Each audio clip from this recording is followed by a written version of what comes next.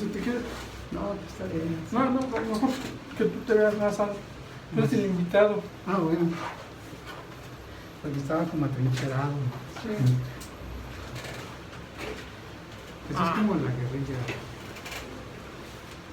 El observatorio es la presentación académica, política, la extensión de documentos, y la columna es el brazo operativo. Sí. Tiene que ser la manta, que te la permite. Sí, claro, claro.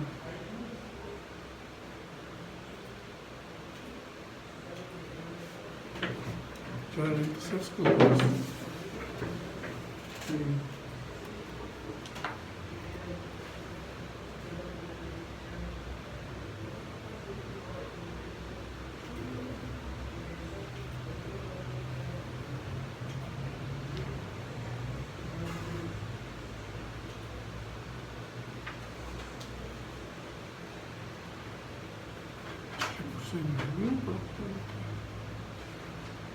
Ya casi.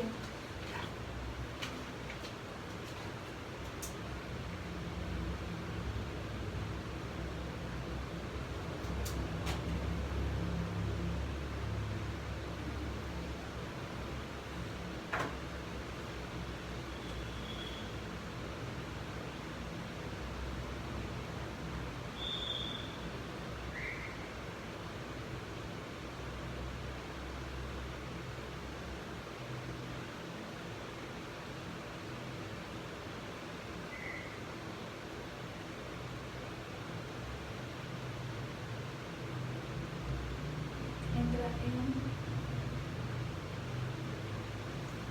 5, 4, 3, 2, 1. Muy buenas tardes, queridos radioescuchas de Revista Sin Recreo en Imagina Radio. Este lunes 20 de julio de 2020 nos llena de mucha alegría estar, entrevistar, platicar con el sociólogo de la Universidad Veracruzana, Alejandro Ortega, un amigo de hace más de 30 años, alguien que ha estado muy puntual observando la realidad del estado de Veracruz en los últimos 32 años, ¿no? Con responsabilidades, fuimos compañeros juntos allá en comunicación social del gobierno de Dante Delgado, y eras mi jefe, ahí en la síntesis y análisis de la información. Alejandro, yo te invité porque que nos des tu punto de vista de cómo se ha manejado la pandemia en el estado de Veracruz, ya que estamos en uno de los primeros lugares de mortalidad, de infectados, y hay un discurso oficial, hay una realidad, y todo está en caos, y tú desde un observatorio de Poder y Política has estado muy agudo estos últimos 120 días que ha durado nuestra cuarentena en la República Mexicana. Rafa, pues me da mucho gusto poder estar aquí contigo compartiendo alguna información que ha sido parte de nuestro trabajo profesional desde hace un buen tiempo, y que inevitablemente teníamos que topar con el tema de la pandemia, porque es un factor inesperado en cierta medida, que nos ha cambiado la vida, y nos ha cambiado la vida de una forma integral, desde lo más cotidiano hasta los temas que regularmente teníamos en la dinámica económica, en la dinámica social, y sobre todo también reflejado en la dinámica política. Este tema es fundamental porque marca no solamente un momento, es una generación que desde diferentes edades está experimentando una forma abrupta de cambiar su orden, sus condiciones de vida, sus temores incluso, porque este es un tema permanente que ha ido sumando tiempo, y conforme va sumando el tiempo hay situaciones que se han observado en algunos estudios de opinión. Por un lado, el desencanto de que no hay una respuesta inmediata como se planteó originalmente cuando se le minimizó el impacto de esta enfermedad, y por otro lado el de incredulidad, que encierra cierta dosis de enojo, que tiene que ver con el hecho de desmentir, de decir que no existe la pandemia o que no se obedece a las autoridades como pudiera haber sido básico poder lograrlo, ya que eran condiciones básicas para comenzar un proceso de contención de la pandemia, que quizás tendríamos otro escenario al que estamos experimentando.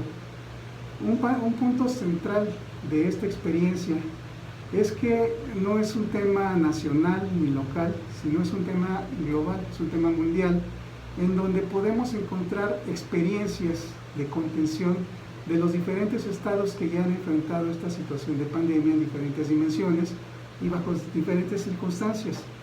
O sea, tenemos estados autoritarios, tenemos estados democráticos, tenemos sociedades muy evolucionadas con capacidades económicas suficientes, tenemos sociedades en proceso de construcción, de consolidación democrática, con economías un tanto emergentes o débiles, que finalmente en cualquier circunstancia tuvieron que reaccionar de alguna manera. Hemos encontrado en la revisión mundial de todos los indicadores que aparecen de diferentes institutos de investigación, fundamentalmente norteamericanos, europeos, en donde se refleja la realidad de México comparada con la contención que hemos visto todos los días, como si fuera un reality show. En realidad creo que lo que más ha afectado es que no ha habido una verdadera compenetración de lo que es una estrategia impositiva. ¿Qué significa? Que una autoridad ejerce un liderazgo bajo las facultades que le compete la ley, y la sociedad debe asimilar ese control a sabiendas de qué es la forma como se va a resolver el problema o se va a disminuir en tanto surge realmente una solución. Pero comienzan a haber intereses políticos, visiones ideológicas, intenciones de no molestar a la gente porque no se den resultados en otras circunstancias, y se le deja libre arbitrio, y finalmente pareciera que es una sociedad sin autoridad, una anarquía en donde cada quien decide cómo y de qué manera se va a proteger. El tema polémico del uso de cubrebocas, que mientras las autoridades nacionales decían que no era un elemento básico para la protección ante el contagio, en muchos países quedó demostrado que sí lo fue. Y fundamentalmente vemos las experiencias en Asia, en la propia China, donde hubo una serie de circunstancias que sí minimizaron el uso del cubrebocas, el tema de los contagios. Entonces hay evidencias que contrastan con la negativa que encontramos en México y que recientemente ya encontró unas expresiones distintas. En particular, quisiera referirme, por ejemplo, a la Ciudad de México. En la Ciudad de México, como el centro o la capital nacional del país, tiene una experiencia muy singular. Cuando en 89-90 el tema del coronavirus, del H1N1, fue el centro de atención, de donde hubo una mayor crisis de contagio, porque es el centro de atención médica, es donde se concentran los hospitales que reciben todos los enfermos. Entonces el grado de mortalidad se suma, no tanto por el contagio, sino por la llegada de personas contagiadas a este punto de atención médica. Entonces, en aquella época se llegaron hasta momentos en cierre de actividades totales en la Ciudad de México por cuando menos una semana, y fue un factor para disminuir el contagio que había por H1N1, que en aquel momento no había vacuna, tampoco había medicamentos que pudieran ser de uso, y estaban en un proceso de exploración. Finalmente sí se tuvieron, se bajó el índice y la mortalidad no fue tan alta como lo que estamos experimentando. La Ciudad de México en este momento tiene es un mosaico de espacios donde hay alta y baja contaminación debido a los flujos y los movimientos de la misma sociedad, de la movilidad humana que se le llama. Poder identificar estos elementos nos lleva a ubicar cuáles son los puntos críticos de potenciales contagios. Igual, de la misma manera, hay estudios donde señalan del Tecnológico de Monterrey, asociado con una fundación de Cemex, donde señala que también hay un tema de vulnerabilidad por la calidad de las viviendas, y que este también podría ser un potencial riesgo o un factor por el cual hay contagios masivos en ciertas zonas donde, donde hay problemas de hacinamiento o donde no hay una calidad de vivienda suficiente para contener estos flujos de contaminación. Son elementos que desde mi punto de vista no se están tomando en cuenta. Lo que hemos estado estudiando a través del Observatorio Poder y Política es que las autoridades han asumido diferentes niveles de participación, incluso han sido omisas en la participación. Estamos viendo 3 niveles de participación institucional, que es la nacional, con lo que vemos todos los días en los medios de comunicación, anunciando cuántos se van sumando en temas de personas que han fallecido o personas que han sido contagiadas. Es una situación bastante extrema, pero bueno, pasemos al segundo nivel, que es el de las entidades, donde debe haber un mayor conocimiento de las características territoriales de cada estado, como también de la misma población que vive en el estado. Podemos distinguir las condiciones socioeconómicas, podemos distinguir la urbanización de los espacios, podemos distinguir muchos elementos y podemos pasar a un tercer nivel, que es el de la autoridad municipal, que tiene más precisión con este tipo de información. Sin embargo, lo que encontramos es que se dispararon los indicadores de contagios y de fallecimientos en situaciones en las que a nivel nacional se estaban anunciando que estaba habiendo un descenso en el riesgo de la contaminación, lo que llamaban aplanar las curvas de las estadísticas o de domar el virus en las circunstancias en que ya estábamos saliendo del problema, cuando en realidad tampoco estamos en un pico, estamos en una condición en la cual de manera sostenida se sigue manteniendo ese ritmo de contagios que puede tener una proyección bastante espeluznante, porque no tenemos una solución para un mes, como se dice, para el inicio de actividades escolares o el inicio de guarderías, sino que las visiones que se tienen de mediano a largo plazo es que lo determinante va a ser la localización de una vacuna, pero no solamente eso, que implica una investigación bastante seria, que también implica tiempo, sino además conocer el mecanismo, cómo se va a distribuir una vacuna en particular para cuando menos 7,000 millones de habitantes que hay en el planeta. O sea, si para una logística de distribución, por decir, de una despensa, de un otro recurso, se requieren capacidades de distribución y un gran mecanismo de logística, para una dimensión de estas características, con capacidades de prioridad para países de primer mundo, segundo nivel y tercer nivel, pues creo que no tenemos condiciones para que inmediatamente se descubra la vacuna, tengamos la posibilidad de ser inmunizados por esta vía, y vamos a tener que esperar procesos que tienen que ver con intereses para poder determinar cuándo nos podría tocar.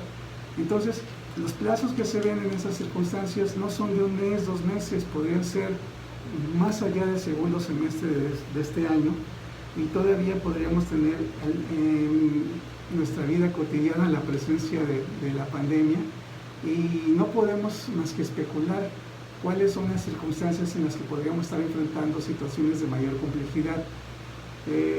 Fundamentalmente lo que hemos hecho es un trabajo prospectivo respecto a algunos de los elementos que han sido afectados en el transcurso de la pandemia. Llevamos en México 5 meses desde que se declaró el primer infectado aquí en el país, y realmente lo que hemos visto es una caída muy dramática de las actividades económicas. Lo vemos cotidianamente en las actividades directamente visibles en el centro de la ciudad, por ejemplo, donde hay una crisis económica que se está reflejando ya en diferentes sectores. Hay un tema educativo. Vamos a un espacio. Sí, claro. Y seguimos. Claro que sí.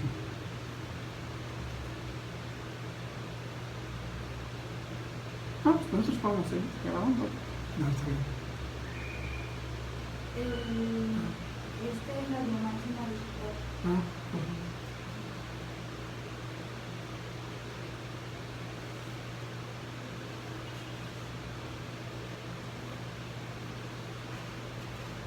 Deberían dejarse el recreo las autoridades. Sí.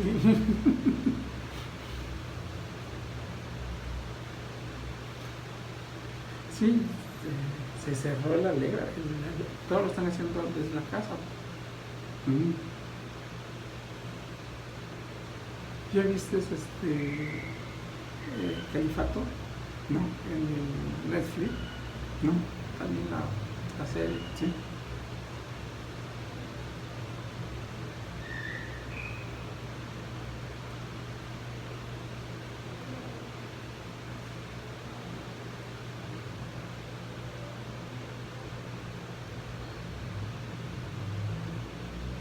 ¿Sigues viviendo en donde siempre?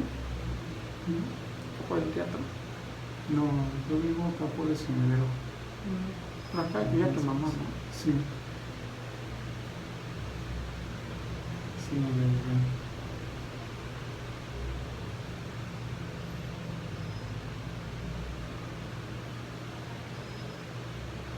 Son 39,000 muertos hasta ayer.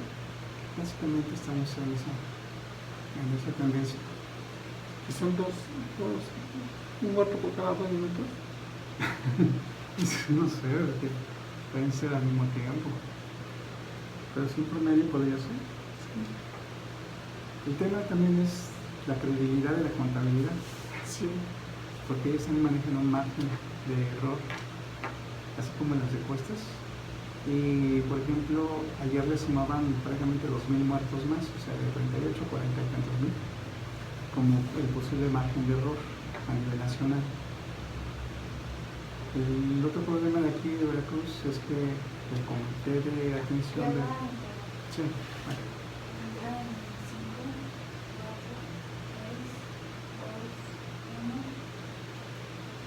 Alejandro, y en Veracruz en concreto, en Jalapa, nuestra ciudad, en Veracruz estamos en los primeros lugares en todo lo negativo, ¿no?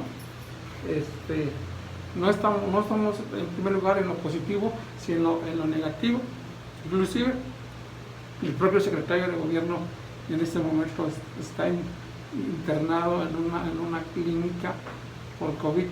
¿Cuál es tu panorama o qué has visto esta política pública que se debiera estar aplicando en Veracruz? Si hay una política pública de prevención o siga la fiesta, siga el sabadabada.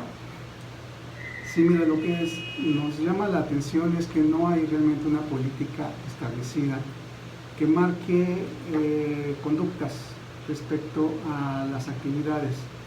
Son básicas los dos temas que están haciendo. Por ejemplo, el cierre del centro de la ciudad es un tema que no resuelve en gran medida el tema de la contaminación. Lo que yo creo es que se han concentrado demasiado en lo que es el seguimiento de la atención médica, los casos que se detectan, que se están en seguimiento o de fallecimientos que se dan en ese tema de atención médica, que se han olvidado de integrar en un equipo de seguimiento de la contención otro tipo de expertos que podrían tener una perspectiva que podría enriquecer una estrategia para la contención del COVID. ¿A qué me refiero? Fundamentalmente creo que hay una ausencia total de todo lo que puede ser la experiencia de la protección civil, en principio, porque son los operadores, organizadores de situaciones de riesgo, incluyendo este tipo de situaciones epidemiológicas. ¿Cuál es su función? No es la de la atención médica, es la de la atención de la organización social, y no es un tema de presencia de cuerpos de seguridad, es una presencia de expertos que pueden estar haciendo una revisión de la situación del fenómeno desde diferentes ángulos y de esa manera determinar cuáles son los espacios de mayor riesgo. Yo me refería a la Ciudad de México porque están haciendo una atomización del riesgo. No solamente están hablando si hay este semáforo rojo en la Ciudad de México completa o en las delegaciones, sino que lo están haciendo ya por colonias y por calles donde hay un alto índice de contagio, sobre todo por ejemplo en la zona de Iztapalapa. En Veracruz no se está haciendo eso, se tienen demasiadas libertades. Los estados a nivel global que han demostrado mejores resultados en eficacia son, aparte de tomarlo el tema de las pruebas, el tema de seguimiento de los posibles sospechosos, el aislamiento global, tiene que ver con el control desde los mismos cuerpos de seguridad para que se respetaran los espacios de cuarentena. no se hizo en México bajo la ilusión de que no se iba a ser represivo.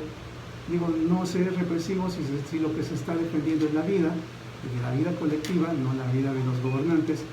Entonces creo que era necesario que se tuvieran ese tipo de instancias, pero tampoco se arriesgara a todos los cuerpos de seguridad, mandarlos a tratar de contener a la gente sin los elementos básicos de cuidado y control. Es por eso mismo de lo que se habla de una especie de contención desde diferentes ópticas. Por ejemplo, en Jalapa se tiene el reporte de quiénes están falleciendo, cuántos son, el número de personas infectadas, etcétera, y cotidianamente se va viendo una comparativa de cifras. Ahora se dice que rebasamos a Poza Rica como si fuera una competencia siniestra, pero competencia al fin, cuando en realidad lo que deberíamos estar viendo es compartir las experiencias. Si está dando resultado algo que puede dar resultado en otro lado, tendría que asumirse, pero por otra circunstancia, no hay quienes hacen otro tipo de análisis, como por ejemplo lo que comentábamos de la movilidad humana.